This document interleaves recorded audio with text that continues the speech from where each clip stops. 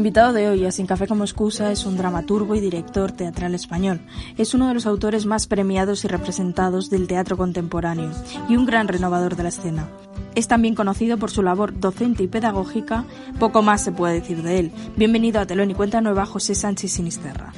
De nada, encantado. Todo lo que tenga que ver con la universidad es mi patria. Bueno, dice usted que empezó a escribir a los 10 años. Pues sí, la verdad es que sí, si se puede llamar escribir a lo que hacía, eran novelas de aventuras, novelas de la selva, novelas de piratas, novelas del oeste, ¿no? Era aparte de jugar en la calle, ¿no? Y de lo típico de un niño de la posguerra, pues descubrí, a raíz de un profesor que nos leía los sábados novelas de aventuras, en lugar de enseñarnos francés, que era su obligación, pues de pronto me dio una extraña acometida y empecé a escribir. Ya me sentí que ese era un poco mi territorio, ¿no? Es que tomé la decisión a los 10 años, es un poco raro, ya lo sé, infrecuente al menos, yo seré escritor. Eso fue. Y poco después, 4 años después, a los 14 o 15, descubrí el teatro. Uh-huh. ¿Y qué encontró precisamente en el teatro a los 14 años? ¿Qué fue lo que le llamó la atención? Bueno, pues que justamente la escritura, aunque, bueno, de ese tipo de novelas, luego ya cuando ya tuve 13, 14, ya pretendía hacer cosas un poco más serias, ¿verdad? Pero no dejaba de ser una actividad solitaria, ¿no? Incluso aunque algunos de esos primeros trabajos míos, de cuentos y demás, se publicaban, pero la actividad creativa era solitaria. Y en cambio en el teatro descubrí, ¿no?, el trabajo en equipo, el trabajo en grupo, compartir la imaginación, el cuerpo, el espacio, ¿no? Y entonces fue como una especie de revelación, ¿no? Era una actividad creativa, inventiva también, pero que en lugar de hacerla uno solo y luego ir buscando a ver a quién se lo leía, ¿no? Yo perseguía a mis amigos para leerles lo que escribía a veces, pues ya estaba, diríamos, en la arena, diríamos, ¿no?, del trabajo de grupo, de la pandilla, de alguna manera. Y eso ha sido lo que creo que me ha interesado siempre, porque empecé dirigiendo, ¿no? Y claro, dirigir es eso, es estar debatiendo con los actores, peleándote a veces con ellos, ¿no?, para constituir un objeto físico, que es la representación. Y ya de una manera natural, pues empecé a escribir para el teatro. Empecé a escribir teatro y poco a poco la actividad de escribir relatos o querer escribir novelas, incluso tuve una etapa también de poesía y demás, se fue quedando, ¿no?, más retraída, porque el teatro me producía una, digamos, intensidad de todo tipo incomparable con el proceso de escritura. Uh-huh. Decía hace un momento que la universidad es su territorio, que tiene esta pasión por la docencia. ¿Cómo puede ser o cómo se puede enseñar el teatro? ¿Cómo se puede enseñar? ¿Se puede? Bueno, la música se puede enseñar. Sí. Entonces, ¿por qué no se va a enseñar el teatro? Uno puede tener condiciones previas, pero hay unos códigos, ¿no? Hay unos registros, hay unas herramientas, diríamos, que hay que aprender a manejar, ¿no? Y en ese sentido, del mismo modo que se aprende a pintar, o que se aprende a interpretar un instrumento musical o a componer música, se puede aprender también, o por lo menos se puede intentar. Yo llevo toda la vida haciéndolo, y además el hecho de que mi consolidación, ¿no?,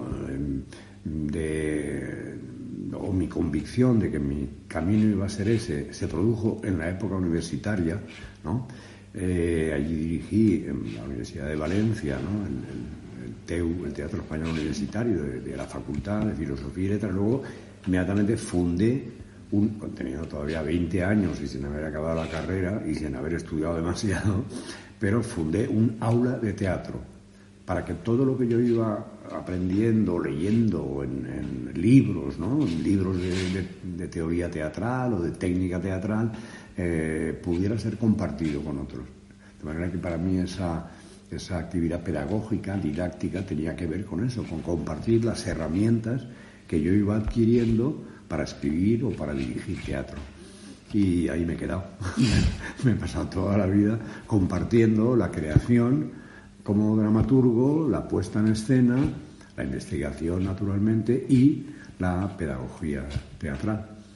Qué importante ha sido el TEU, ¿verdad?, en la historia del teatro español. Sí, yo no sé incluso si se ha estudiado suficientemente, ¿no? Yo creo que sí, me imagino que habrá publicaciones. Incluso debió haberlas en los años 80 y 90 del siglo pasado, por lo menos me suena, no sé, que me hicieron algunas entrevistas, también con destino a alguna publicación, no sé si era un libro o ensayo o era para congresos, pero ahora no olvidemos que el teatro universitario es un poco el germen de lo que en los años ya 60, 70 fue el teatro independiente, o el teatro de furgoneta, como se les llamaba, ¿no? Grupos nómadas, ¿no?, de distintas ciudades españolas que tenían su pequeña sede, allí fabricaban sus espectáculos, ¿no? Los estrenaban también y los representaban, pero además había como una red de otros locales en otras localidades españolas y los grupos pues hacían vida nómada, como los cómicos del siglo de oro, iban llevando sus obras. Y entonces mucho de lo que luego fue el teatro de la transición a la democracia, ¿no?, ya en los años 70-80, de hecho procede de ese teatro independiente que a su vez era como una profesionalización de los teatros universitarios. Bueno, desde luego que ha marcado un antes y un después en la historia del teatro, podríamos decir. Por todo lo que ha hecho, por todos los moldes que se puede decir que ha roto, he leído que se le reconoce casi como un inconformista. ¿Se reconoce usted en esa definición? Bueno, a mí los rótulos siempre me resultan un poco incómodos, ¿no? No, lo único que yo creo que una de las... no sé, de los privilegios, ¿no?, que tiene esta actividad que llamamos artística, ¿no?, el arte, que no deja de ser tiene una dudosa utilidad, ¿no?, la que presenta, pero uno de los requerimientos para mí es que la creación artística sirva para movilizar algo en la mente de la gente, ¿no?, para rechazar o por lo menos cuestionar lo establecido, lo que parece inamovible, lo que parece verdad absoluta, las certidumbres, ¿no? Por lo menos la opción teatral que yo he emprendido es cuestionar las certidumbres y los dogmas y los cánones, ¿no? Para lo cual, naturalmente, hace falta investigar, no solamente crear. Yo, por lo menos, como te he dicho antes, creo mucho en el estudio y en la investigación y, por lo tanto, estoy permanentemente investigando, estudiando campos que aparentemente no tienen nada que ver con el teatro, pero que me sirven a mí para romperme los esquemas sobre la realidad, sobre el tiempo, sobre el espacio, sobre las convicciones políticas, y en ese sentido, bueno, inconforme, no lo sé, quizá inconforme conmigo mismo. Es decir, que cuando ya una cosa la sé hacer, deja de estimularme. Entonces tengo que ponerme nuevas dificultades, nuevos problemas, ¿no?, para no instalarme ya en la certidumbre, ¿no?, porque entonces sería una contradicción, ¿no?, querer hacer un teatro más o menos movilizador y yo estar apoltronado en unas certidumbres, sería absurdo, ¿no? Y bueno, ¿inconformista? Pues inconformista. Soy inconformista con cosas mucho más graves que la estética teatral, ¿no? Tanto en esta sociedad capitalista, desigual, ¿no?, inhumana que estamos creando. ¿Cuál crees que son las tres características que son un denominador común desde que empezó en la universidad creando teatro hasta el día de hoy? ¿Cree que ha mantenido algo, su esencia en algo, que siempre diga esto tiene que estar? Tres precisamente, no sé las que me saldrán, pero bueno, así de pronto hay una que es lo que a veces, bueno, he escrito sobre eso, porque también he escrito cosas de teoría teatral, de lo que yo llamo la teatralidad menor. A mí me interesa más, por ejemplo, el teatro pequeño formato, la sustracción más que la adición, ¿no? Lo menos es más. O sea, tengo como un componente, digamos, minimalista en mis opciones dramatúrgicas, aunque también he hecho obras y espectáculos que son como difícilmente calificables de minimalistas, pero mi opción preferida es esa. Y eso se lo debo, entre otros maestros, a Samuel Beckett, ¿no? Ahora, por ejemplo, estoy haciendo aquí en la Corsetería un taller sobre los dramatículos de Beckett, en donde él llega a lo mínimo, tanto a nivel de la palabra como de la imagen escénica, como de la acción. Y a mí esa actitud de ver qué es lo más que se puede hacer con lo menos, eso ha sido bastante constante en mi teatro, ¿no? Luego la otra tiene que ver con lo que he dicho antes de tratar de combatir las certidumbres. Y en ese sentido mi teatro, aunque sí que es verdad que tuve una época, pues a los 20 años, de un teatro político bastante explícito, bastante sermonístico, ¿no? Yo tenía muy claro que la lucha de clases era la única manera de transformar la sociedad y por lo tanto mi teatro estaba un poco saturado de convicciones. Ya relativamente pronto empecé a darme cuenta de que era más interesante que el teatro planteara preguntas, ¿no? Y en ese sentido mi teatro trata de evitar al máximo, ¿no?, el afirmar, ¿no?, el predicar, como lo llamo yo de broma, ¿no?, el sermón camuflado, ¿no? Y por lo tanto mi objetivo siempre es que el espectador, el público, salga del teatro con deberes para casa, como le llamo yo, utilizando una expresión pedagógica. O sea, que se vaya con preguntas y con incertidumbres también, y comentando con su acompañante en el teatro. No, aquí lo que ha pasado es esto. No, yo creo que lo que parece, no, aquí lo... Bueno, eso es lo que para mí ha sido una tarea permanente, ¿no? Porque generalmente cuando enfoco un tema, pues tengo también convicciones que no hay quien me mueva, pero digo, voy a intentar que no se conviertan, ¿no?, en certidumbres que yo trato de imponer al público. De manera que el carácter interrogativo sería una segunda característica. Y si quieres una tercera, lo que yo llamo, últimamente lo estoy llamando y lo estoy investigando también, la estética de lo traslúcido. O sea, que lo que el público lee o ve en escena no sea inequívocamente claro. Ya no me refiero al mensaje, ya no me refiero a la ideología o a la filosofía que la obra puede contener, sino a lo que está ocurriendo, lo que hacen y dicen los personajes, que no sea ni transparente ni opaco, sino que sea traslúcido. O sea, que el espectador durante la representación esté preguntándose también y dudando, pero ¿esto lo dice en serio o está aquí? ¿Qué es lo que está callando? ¿Por qué hace esta acción mientras dice esta otra? Y el otro, de manera que yo envidio, mentira, pero digamos, envidio a la gente que en la vida ve una situación o está en una relación y esto es así, A más B igual a C, no tiene vuelta de hoja, tú eres un no sé qué, el otro es no... Bueno, la gente que va leyendo la realidad y al prójimo sobre todo como si fuera transparente, en realidad pues, convendría hacerse visitar por un psiquiatra, ¿no? Yo creo que la realidad es muy incierta, no podemos estar seguros ni de lo que piensa y siente la persona que más próxima tenemos, ¿no? Y por lo tanto no sería legítimo que el teatro pretendiera trabajar sobre la transparencia. Entonces, mi teatro tiene enigmas, tiene claroscuros, cosa que hay a quien no le gusta nada, hay a quien le revienta, porque están acostumbrados por la televisión y gran parte del cine y del teatro que se hace a que todo sea inequívoco, lo blanco, blanco, lo negro, negro, y a mí eso no me interesa demasiado. Un día decidió fundar dos espacios, tener la Sala Beckett en Barcelona y aquí el nuevo Teatro Fronterizo, donde ahora estamos. ¿Por qué decidió hacerlo y cuáles fueron sus objetivos desde un principio de abrir estos espacios? No es fácil. A ver, sí, lo del Teatro Fronterizo de Barcelona forma parte. Yo siempre estoy, ya en la Facultad de Valencia lo hice, luego lo hice también una época que estuve de catedrático de instituto en Teruel. A mí me gusta que la gente se reúna para hacer cosas y por lo tanto habilitar asociaciones, clubs, no exactamente, pero bueno, ¿entiendes?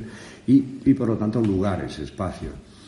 Y ya cuando me instalé en Barcelona en el año 71. Durante muchos años, yo fui profesor del Instituto del Teatro.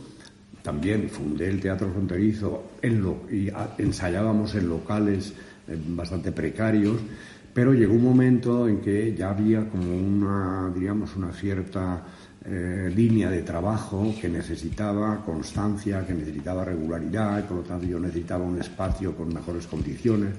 Empecé a formar actores, directores y autores, y yo quería que ese trabajo se hiciera visible. Y finalmente en el 87, 88, a mi regreso hay un factor intermedio para mí importante, y es mi contacto con América Latina. O sea, yo conocía América Latina a través de la literatura, a través de los estudios en la universidad, de historia. Me fascinaba mucho, tanto políticamente como artísticamente. También me fascinaba, lo que fue la conquista y la devastación, ¿no?, que los españoles causamos, ¿no?, en unas culturas, algunas asombrosamente ricas, ¿no? Pero bueno, era todo material libresco, material intelectual, o como quieras llamarlo, informativo. Pero en el 85 crucé por primera vez el charco, ¿no? Me invitaron a un festival de teatro en Manizales, Colombia, y allí fuimos, el Teatro Fronterizo, con un pequeño espectáculo al que le tengo mucho cariño, que se llamaba Ñaque o de Piojos y Actores, ¿no? Que se ha hecho mucho, yo lo he montado varias veces y le tengo mucho cariño. Con ese espectáculo aterrizamos allí y yo descubrí un pedacito de la realidad latinoamericana y de la gente de teatro peleando contra 1000 factores adversos, pero perseverando en la actividad teatral. Y al año siguiente me invitaron a dar un taller también en Colombia, a raíz de esa estancia en el Festival de Manizales, a dar un taller de dramaturgia, porque allí la dramaturgia estaba muy, digamos, marginada por la creación colectiva, que era lo que en aquel momento predominaba. Y allí me pasé un semestre en Medellín, Colombia, en la época de Pablo Escobar, los paramilitares entrando en la universidad, bombas, una época durísima, ¿no?, muy durísima. No te digo que no lo pasé a veces, ¿no?, con mucha inquietud, pero al mismo tiempo con mucha excitación y con mucha admiración hacia la gente de teatro que en medio de las condiciones más adversas seguía haciendo teatro, abría salas, ¿no?, o por lo menos pequeños espacios de representación.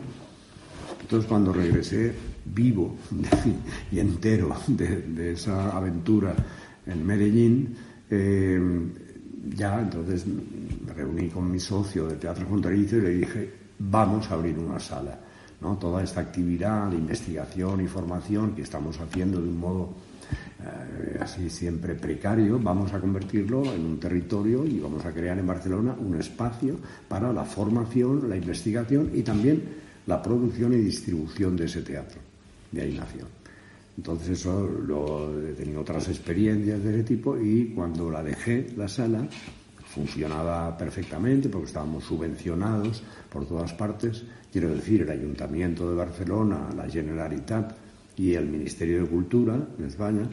Pero entonces me dio pronto y decidí venirme a Madrid, que es donde vivían mis hijas y era mi familia, y seguí viajando mucho. Pero al cabo de unos años de estar aquí es cuando empecé a sentir otra vez la inquietud de crear un espacio que se fuera una especie de sala Beckett bis, ¿no? O sea, también formación, investigación, creación y exhibición de espectáculos. Tuve una serie de contactos con la Fundación SGAE, me hicieron algunas promesas que yo me creí, me lancé, pero como esas promesas no tenían visos de cumplirse, finalmente me decidí a alquilar un espacio en el barrio de Lavapiés, ¿no? Yo no conocía mucho Madrid, ¿no?, pero me lo estuve recorriendo y me di cuenta que este barrio era el futuro. Yo me hice la ecuación de el futuro será mestizo o no será, ¿no? Y este barrio para mí tenía esa característica en un grado extremo, en otros también, pero en este Entonces alquilé con dinero mío y formé una pequeña troupe, ¿no?, de amigos y conocidos que se embarcaron en el proyecto y empezamos a hacer cosas aquí de un modo provisional. Como ves, la provisionalidad se ha alargado un poquito, vamos a cumplir 10 años y las subvenciones no aparecen por ninguna parte, ¿no? Son otros tiempos, es otro lugar y no sé, y quizás que lo estoy haciendo mal, pero aquí andamos resistiendo. Porque creo que es muy... Y entonces me sigue produciendo el mismo placer que lo que ocurría en Barcelona, que los autores, autoras, directores, tal, encuentran aquí un sitio protector, ¿entiendes? Y toman iniciativas, hacen propuestas. Muchas de las actividades que llevamos ya no las planifico yo. Es gente que se ha formado en mis talleres o en otros y de pronto, al cabo de un par de años, oye, mira, me gustaría hacer yo un taller sobre este tema. Adelante, ¿no? Y eso para mí es muy estimulante. Desde luego que sí. Dice usted que en el texto dramático hay que tener en cuenta una doble naturaleza, la literaria y la escénica. Sí, esa es una de mis batallas, ¿no? O sea, a ver cómo lo cuento. Es así, o sea, para mí el teatro es literatura, y tú estudias literatura de cualquier país, ¿no? Y ves que los dramaturgos, en fin, han aportado, digamos, territorios muy ricos, ¿no?, a la literatura en general, pero al mismo tiempo es verdad que el teatro es un hecho representacional, ¿no?, constituido por el trabajo de directores, actores, actrices, etcétera, ¿no? Y esa dualidad se ha desarrollado y esa es la historia del teatro. La historia del teatro es la historia de una actividad social colectiva a la que llamamos representación teatral, que en el 95% de los casos se apoya en un material literario, ¿no?, o previo o inmediatamente contemporáneo, pero que es literatura. Entonces yo digo, entonces ahí ha habido una polémica tremenda a lo largo de todo el siglo XX cuando surgió la figura del director de escena. Porque el director de escena no ha existido siempre. En otras épocas el que decidía cómo se movían y cómo se hacían las cosas era el primer actor o la primera actriz o el empresario, ¿no? Y la propia costumbre, la propia tradición, ¿no? Pero en el siglo XX aparece la figura del director a través de una serie de grandes, digamos, nombres, Gordon Gray, Appia, etcétera, y entonces ellos proclaman y fundamentan la puesta en escena como una actividad artística, creativa, en sentido pleno, ¿no? Cosa que yo suscribo absolutamente. Eso ha llevado a establecer una especie de pugna para mí estúpida entre qué es prioritario, ¿no?, el texto o el espectáculo, ¿no? Y ahí se producen pues todas clases de traiciones, transacciones, etcétera, etcétera, y sobre todo yo diría de lucha por el poder, ¿no?, como si se tratara de un poder de alguna clase, ¿no? Esta situación tan marginal que tiene el teatro. Entonces, yo me peleo mucho, porque claro, yo además soy, en igual proporción, dramaturgo y director. Yo me siento cómodo o incómodo en los dos territorios, ¿no?, aparte de la pedagogía. Pero yo digo, bueno, señores, no discutamos sobre qué es el teatro, si es performance o si es obra literaria. La física cuántica nos enseña que la luz es partícula, se comporta como partícula o se comporta como onda, cosa que aunque la razón humana no lo puede registrar, es así. Y entonces el teatro es literatura y es espectáculo. Entonces pasamos por épocas y por contextos en donde el autor es considerado como suministrador, ¿no?, de un material, así además se utiliza esta expresión, que el director o directora maneja a su antojo, y otros momentos o otros contextos en donde el autor obliga, exige, impone que hasta la última coma, ¿no?, de lo que escribió se materialice en escena. Yo creo que como toda polémica dualista es estéril, pero no tiene remedio. Yo acabo de tener algunas experiencias en donde tengo un desacuerdo ¿no?, con el trabajo de la puesta en escena, y que por lo tanto lo que el público ha visto no es mi obra. Entonces inmediatamente yo me preocupo de que esa obra se edite, para que si alguno tiene curiosidad por saber lo que escribió ese señor, que por lo menos se acerque al texto. Desde ahí es un problema a veces muy incómodo. Yo como director tengo un criterio muy simple, no sé si es un poco mecanicista, y es: cuando una obra de teatro ya existe en el imaginario colectivo, es decir, ya es una obra de Pinter, es una obra de Valle Inclán, es una obra de Lorca, de Lope, Calderón, ¿verdad?, tú puedes hacer con ella lo que quieras. La puedes cortar, la puedes adaptar al barrio de Vallecas, la puedes convertir en un episodio de la Segunda Guerra Mundial. Tú puedes hacer lo que quieras, porque la obra te sobrevivirá. Y sobrevivirá a la masacre que hagas con el texto en la puesta en escena. Pero claro, cuando pones en escena una obra no conocida de un autor, en mi caso no soy un nuevo autor, pero lo he sido y también lo he padecido, ¿no?, del cual el público no tiene referencias, para mí el director o la directora tiene la responsabilidad de montar la obra que escribió esta persona, porque es su nacimiento, es su presentación en el mundo, ¿no? Y entonces no tienes derecho a hacer tu lectura, ¿no? La lectura. Yo discuto mucho con ella: no, es que es mi lectura. Digo: no, perdona, no es tu lectura. Digo, cuando me traicionan de una forma ostensible. No es tu lectura, es tu escritura encima de la mía. Por lo tanto, has hecho un borrón, has emborronado, ¿no?, una partitura. Yo insisto mucho en la noción de partitura, ¿no? Y a veces pongo el ejemplo, digo: ¿os imagináis un director de música que coge un concierto de Beethoven y dice: bueno, no, está bien esto, pero mira, los violines los voy a cambiar por saxos, aquí el contrabajo, no, una batería, un drama, esto no sé qué, este movimiento andante, no va a ser andante, va a ser ritmo de New Orleans, tal. Bueno, eso no, ningún director serio piensa que con una partitura musical puede cambiar los instrumentos, cambiar los tempos, los movimientos, ¿no?, eliminar. Y en cambio en teatro, que para mí el texto es una partitura, se lo puede permitir cualquiera. No hablaré más si no es en presencia de mi abogado. ¿Usted cree que muchas veces el teatro, y en concreto su teatro, es un teatro que se puede decir de perdedores, entre comillas, de esos perdedores que no se rinden? Me viene a la cabeza pues su texto de Carmela, por ejemplo. Sí, me caen mejor los perdedores, debo reconocerlo. Los triunfadores no tienen mucha...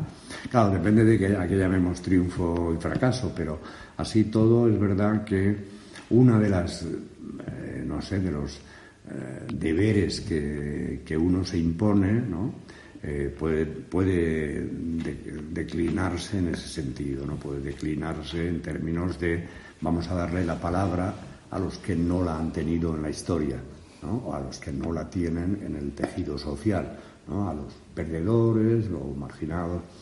Y bueno, a mí sí, la verdad es que me resultan más interesantes, porque además el fracaso tiene un tipo de heroísmo que no se reconoce fácilmente. Fracasar y resistir es algo muy difícil y que merece toda nuestra admiración, ¿no?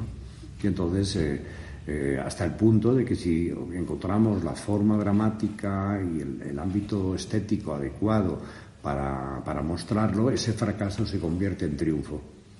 ¿Entiendes? El espectador, el público o el lector no lo vive solamente, ¿no?, qué tipo, qué estúpido, qué tal, o qué pobrecito, sino qué mérito tiene, ¿no? O sea, hacer del fracaso un gesto, ¿no?, de resistencia. En El cerco de Leningrado, obra que ahora podemos ver en el Teatro Lara, se habla del amor, de la amistad, del amor al teatro en realidad, ¿no? Y de cómo el teatro puede ser casi un modo de vida. Puede ser. Un modo de vida, ¿y es? Sí, lo es. Lo es indudablemente, ¿no? Ya no solo un modo de vida, una forma de ganarse la vida, que hay quien vive muy bien, ¿no? No son muchos, pero los hay. Sino es una manera también de ver el mundo. Supongo que es a eso a lo que te refieres. Sí, ¿no? es una obra que retrata, ¿no?, la amistad y el amor que se debe tener a la cultura. Claro, sí. Claro, la gente de teatro y en general la gente de las artes, ¿no?, Bien, es verdad que ahora el mercado todo lo corrompe, todo lo pudre y lo banaliza, además, que quizás es aún peor. Pero así todo yo no puedo dejar de sentir, aunque me cabreo mucho con muchos actores, directores, artistas, ¿verdad? Pero no cabe duda de que tiene su mérito, ¿no? Entregar no solo ya el tiempo y a veces la salud, ¿no? Sino incluso el pensamiento, la conciencia a algo tan efímero, tan evanescente, ¿no? Y que en cierto modo importa a tan poca gente. Cuantitativamente, la proporción entre la gente que le gusta, por ejemplo, un determinado tipo de teatro y la gente que le gustan las series, ¿no? Pues es una desproporción abismal. Y a pesar de todo, ahí sigue, ¿no?, esa gente de teatro encerrada en un espacio marginal, como las dos mujeres del Circo de Leningrado, ¿no?, intentando que ese teatro no sea derribado, ¿no?, porque ahí está la huella y la memoria de una historia de resistencia y tal, ¿no? Y es un homenaje, ese texto está vagamente inspirado en una circunstancia similar que conocí en Buenos Aires, ¿no? De dos mujeres, la esposa y la examante, la viuda y la examante de un director teatral muy importante en Argentina, que se habían apoderado, se habían no se instalaron a vivir, pero habían protegido ese teatro de todas las tentativas de derribarlo y de convertirlo en a saber qué. Hablaba ahora de esa parte cuantitativa de la gente que se acerca a una serie y la que se acerca a un teatro, o más bien a un tipo determinado de teatro. ¿Usted cree que eso en algún momento, no que revierta, porque eso es, diría yo, que imposible, pero sí que... Yo ya no lo veo, pero tú todavía. Que el número de personas que se acerquen al teatro vaya increciendo? A ver, yo creo que ha ido increciendo. Yo creo que quizá no siempre por motivos que a mí me entusiasmen, pueden ser por motivos que yo consideraría banales. Por ejemplo, que muchos actores y actrices, ¿no?, de televisión y de series los contratan los productores para que hagan determinadas obras, determinados personajes, aunque más valdría que no lo hicieran. Bueno, pues eso es un reclamo publicitario que hace que la gente vaya al teatro. De esa gente que va al teatro por un motivo tan banal como ver a fulanito o a menganita de verdad en carne y hueso allí a pocos metros, si de esa gente que va con ese motivo banal pues hay 5 o 10 personas que dicen, oye, es interesante esto de notar la respiración de los actores, estar aquí rodeado de gente que ríe como yo o que llora como yo. Entonces, si eso contribuye a que se incremente, ¿no?, el número de espectadores, ¿no?, y que esa persona diga, pues voy a ver a esto, no sé lo que es, no hay ningún famoso, pero voy a ver si experimento lo mismo que las otras veces, que la otra vez. Pues yo creo que no hay por qué desecharlo, ¿no?, el recurso a utilizar starlets, ¿no?, o de las redes, que dentro de poco los influencers van a empezar a hacer Hamlet y Bernarda Alba, ya lo verás tú, ya lo verás, con tal de atraer, ¿no?, público, los empresarios y productores son capaces de cualquier cosa.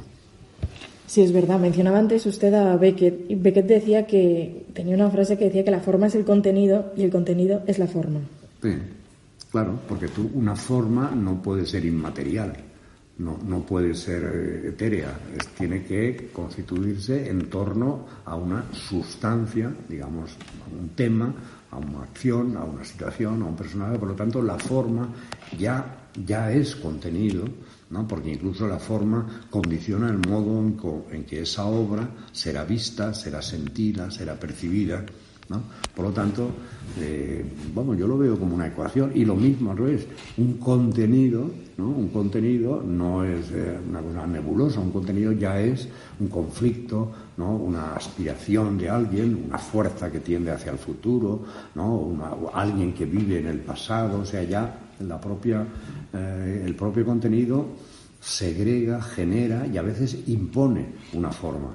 Y eso es interesante, ¿no? Yo mucho de mi trabajo pedagógico lo que hago es dar formas, es decir, dar clases de monólogo, clases de diálogo, clases de triálogo, tipos de conflictos, formas de finales. Son puramente, yo lo que digo es un kit de primeros auxilios dramatúrgicos, ¿no?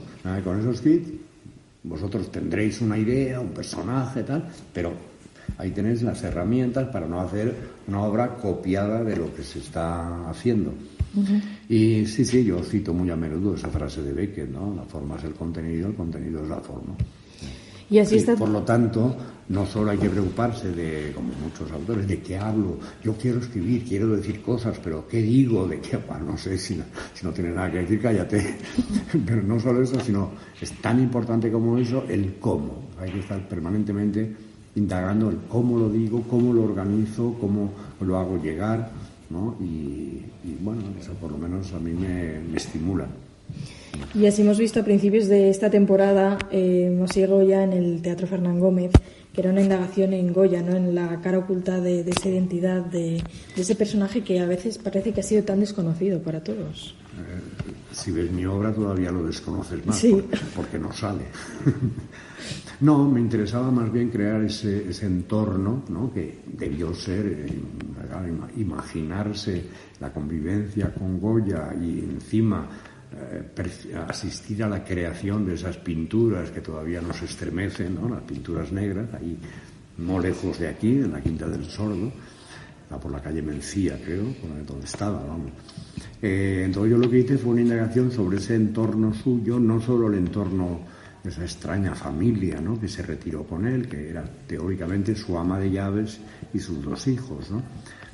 Que si era su amante, que si era alguno de los hijos era suyo, a mí todo eso no me importa, ¿no? Pero simplemente de convivir con ese, entre comillas, monstruo, que además debería tener un genio insoportable, porque encima sordo completamente, sin poder apenas comunicar con él, y además con ese mundo interior tan turbulento, no debía ser fácil, y le acompañaron, convivieron con él en un periodo fundamental, que era lo que me interesaba, que es el trienio liberal, ¿no? El pequeño paréntesis constitucional que el tirano de Fernando VII no tuvo más remedio que admitir a partir de la sublevación de Riego.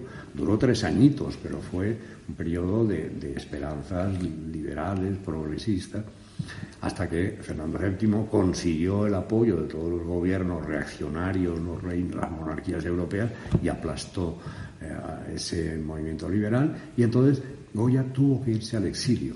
Entonces a mí me interesaba mucho esa peculiaridad, ¿no?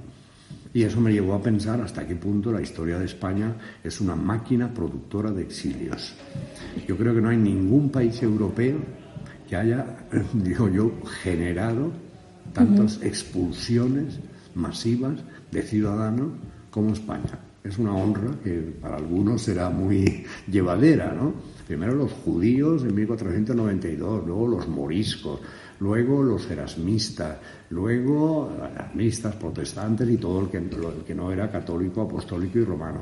Y luego ya los liberales, los enciclopedistas, ¿no? Y ya hasta llegar a la Guerra Civil y al 39, cuyo 80 aniversario estamos conmemorando en estos momentos. O sea que me tocó de cerca por esa circunstancia. Hasta un tipo como Goya, ¿no? Un genio como Goya, optó por exiliarse con muchos de sus amigos, que habían sido también liberales y afrancesados, teniendo casi 80 años, estando sordo, ¿no? Y en una situación muy precaria, ¿no? O sea que, y me interesaba explorar esa zona. Es verdad que fue una apuesta apasionante, y no es menos esta última que acaba de estrenar en el CDN, estos naufragios de Álvar Núñez. ¿Qué es lo que podría haber sido, ¿no? Si 2 culturas se hubiesen abrazado? Ese es mi gran interrogante, y es lo que planteo. No lo planteo explícitamente, simplemente eso, para hacerse esa pregunta, yo creo que basta con enterarse un poquito de qué fue la historia, ¿no? Y ver ahora lo que queda, ¿no? De aquellas culturas, lo que ha sido el mestizaje, todo eso, en fin, o sea, no es el contenido ni la intención de mi obra. La obra es otra cosa, es la relación con el otro, ¿no? Hasta qué punto somos capaces o incapaces, ¿no? De considerar al otro como alguien, ¿no? Es nosotros visto desde otro lado, simplemente, ¿no? Pero es cierto que durante el proceso de escritura, que fue hace muchos años, porque es una obra que ya tiene una buena pila de años detrás, leyendo las crónicas, a mí las crónicas de la conquista me interesaron desde mi época de estudiante en la universidad, ¿no? Me parecieron una literatura, por una parte, apasionante, casi diríamos novelas de aventuras, porque aventuras las había en ese periodo a kilos, sino al mismo tiempo también una reflexión antropológica, ¿no?, sobre la miopía de los españoles y de los europeos ante unas culturas que hoy, por ejemplo, ese fue mi viaje, uno de mis primeros viajes fue a México, ¿no?, después de Colombia y tal. Cuando fui al Museo de Antropología de México, casi lloro de ver la hermosura, la belleza, ¿no?, de lo poquito que ha quedado después de ser destruido porque eran ídolos, ¿no?, eran paganos, tal. Bueno, entonces eso me ha hecho pensar qué hubiera pasado si estos pueblos europeos, euroasiáticos, en lugar de ir a saquear, ¿no?, hacia Oriente o hacia Occidente, hubieran intentado, ¿no?, una labor de influencia, de cooperación y tal. Pero repito, ese no es el tema de... Bueno, puede ser leído, ¿no?, entre líneas en el texto, pero no es lo que en ese momento me perseguía, digamos. En esta obra precisamente dice que cuando uno pierde la ropa sabe lo que ha perdido, pero cuando uno pierde la piel, ¿qué queda? A mí no me lo preguntes, pregúnteselo al personaje. Yo desde hace ya muchos años, y en esa obra lo exploré, trato de que mis personajes digan lo que quieran y que no sean portavoces míos. ¿Entiendes? Y esa fue para mí una de las tareas más laboriosas de toda mi trayectoria como escritor. Dejar de hablar yo por boca de mis personajes y estar en una situación, cuando se escribe, pues de dejar un cierto automatismo psíquico, ¿no?, tratar de percibir una cierta, vamos a decir, no sé, sustancia o identidad de los personajes y sobre todo una voz diferente de la tuya. Yo eso ahora lo tengo muy sistematizado y lo explico en mis talleres, ¿no? O sea, hemos de intentar que el personaje se exprese con un idiolecto único, diferente de los otros personajes y sobre todo diferente del autor. Y para eso pues fabrico ejercicios para que los autores aprendan a decir cosas, no imitando el acento de un tipo de este pueblo, de esta región o de esta clase social, sino simplemente que sea suyo, que sea del personaje. Entonces lo que dicen los personajes yo no lo controlo. Pero a ver, repíteme la frase. Sí, decía que cuando se pierde la ropa se sabe lo que se ha perdido, pero cuando se pierde la piel, ¿qué es lo que queda? Vale, ¿a ti qué te dice eso?